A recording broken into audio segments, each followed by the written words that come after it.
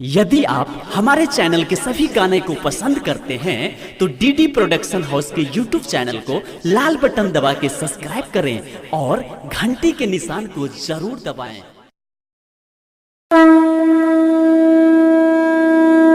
एक बार प्रेम से बोलो बाबा भोलेनाथ की।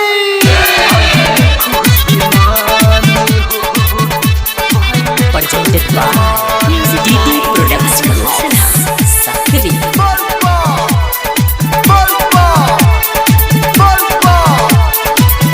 बाहक राहुरी दर्शन बाबा भइल खुशी माने हो।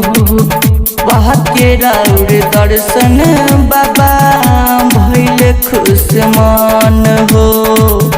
जलवा चढ़ावे अइनी बन राउर से बहक हो। बाहक राहुरी दर्शन बाबा भइल खुशी माने हो। बाहक राहुरी दर्शन बाबा भइल खुश मान हो।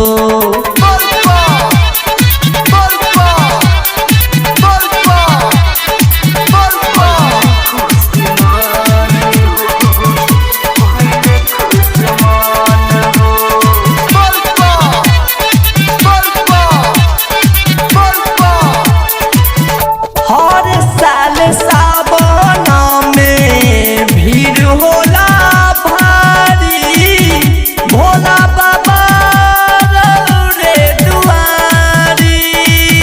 हर सुखिया दुखिया सब झूठे नारा नारी। खोली बाबा राउरी के मारी। बहम लोग भी धारी चलबा राउर गुन गहरी हो। पाहक राउरी दर्शन बाबा भइल खुशी माने हो। बाहक राहुरी दर्शन बाबा भइल खुश मान हो।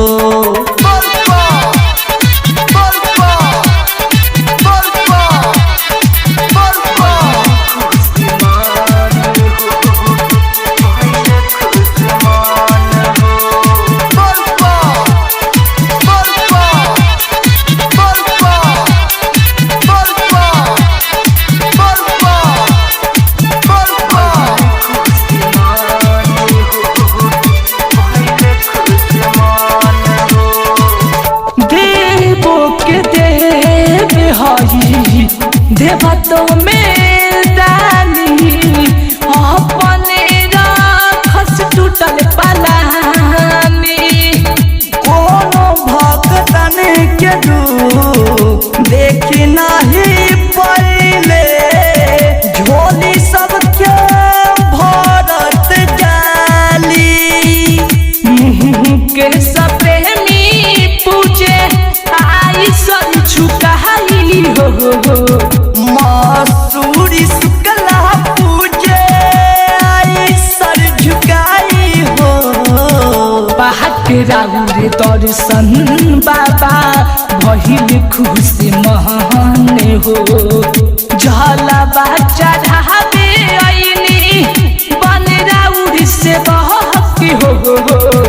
बाहक राउर दर्शन बाबा भइल खुशी माने हो। बाहक राहुरी दर्शन बाबा भइल खुश मान हो। बाहक राउरी दर्शन बाबा भइल खुशी माने हो। जलवा चढ़ावे अइनी बन राउर से बहक हो। बाहक राउरी दर्शन बाबा भइल खुशी माने हो। बाहक राहुरी दर्शन बाबा भइल खुश मान हो। Recording by DD production house Sakri 97 084 45 722।